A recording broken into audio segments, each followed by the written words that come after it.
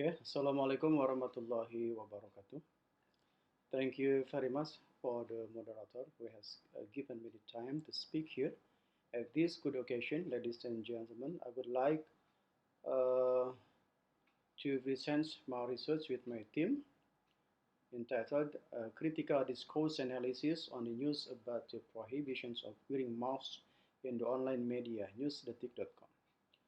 Okay, for the introduction, we can see here in the slide. One of the most viral news in early 2021 was the ban on was the news about the ban on wearing masks in mosques in Bekasi. If other mosques encourage their congregation to wear masks, this mosque prohibits them. I think it is very interesting. In this viral video, we can see three mosque administration or the KM approach a congregation or a jama'ah and ask him to remove his mask. One of them even forced the congregation to remove his mask. No wonder the news went viral and caused quite a strong reaction from netizens. Before we go any further, I think we should understand a few terms related to our discussion today. First is information society. The information society is a term that refers to a society that uses much information to support the interests of its life both in an economic context and in a social context. For example, the viral video was recorded by the victim wife. She used her cell phone to record the thing that she thinks should record. Yeah? And we know now that the video goes viral. Yeah? Okay, the next slide. The second term you should understand is online news term. Yeah? Online news is a news that is published in an online news portal. The news is usually discussed in the online news portal and linked with other news. A story will be compared based on the opinions of the expert.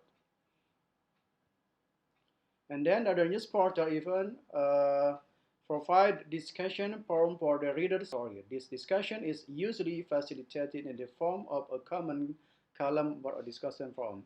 We know it as the Web 2.0 or Web 3.0, when the readers can give comment or discuss or make a conversation with another reader about a topic in the news. Another term is social construction of mass media. We know that mass media has a big power, a big influence in our society because it has a power as the social construction of mass media. By placing all the advantage of mass media and media effects on the advantage of social construction of mass media over social construction of reality.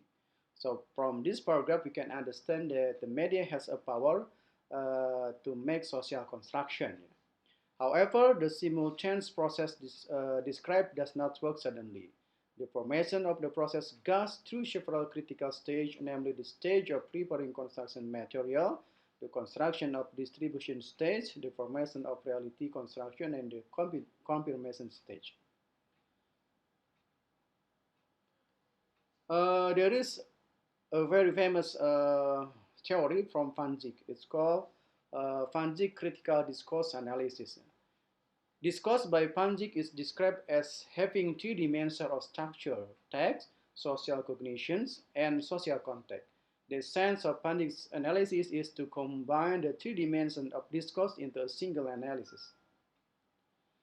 In the textual dimension, what is examined is how the text structure and discourse strategy are used to emphasize a particular term. At the level of social cognition, producing news text that involve individual cognition from journalists is studied. Meanwhile, the third aspect is studying the discourse building that develop in the society about the problem. To be more clear, we can see in the next slide, this is Van Dijk's model. We can see in this picture There are three elements of Pandic model: text analysis, social cognition, and social context. Text analysis, it means news text that we read every day or every time. And then social cognition. Social cognition at this context is reporter cognition who made the news text. And then we should not forget there is also social cognition. Yeah? Social cognition. Next, our methodology in our research type, qualitative research. Qualitative research in this research is related to the aspect of quality, value, meaning hidden behind facts. And then research focus. The study focused on news text published in online news portals. The news that was raised and become the focus of this research was news related to the prohibition of wearing masks by most administration in Bekasi. Analysis unit, the unit of analysis in this study is the news about the prohibition of masks by most administration to a congregation or jamaah in Bekasi at newsdetik.com using the Fanzi approach. Data type, there are two data type here, primary data and secondary data. Primary data were obtained from live video, that is viral, and secondary data were obtained from news text on newsdetik.com and other sources. The sample in this study is non-probability sampling. The sample taken in this study is the news text that it appears on newsdetik.com from 3rd to May 5th, 2021. And this is the result. I think it is impossible for me to read it all, yeah, because it's too long. So we go to the conclusion. Based on the above discussion, the results of the study are as follows. First, the newsdetik.com editorial has delivered the news in a balanced manner, where all parties are given the same space to compare their ideas and opinions.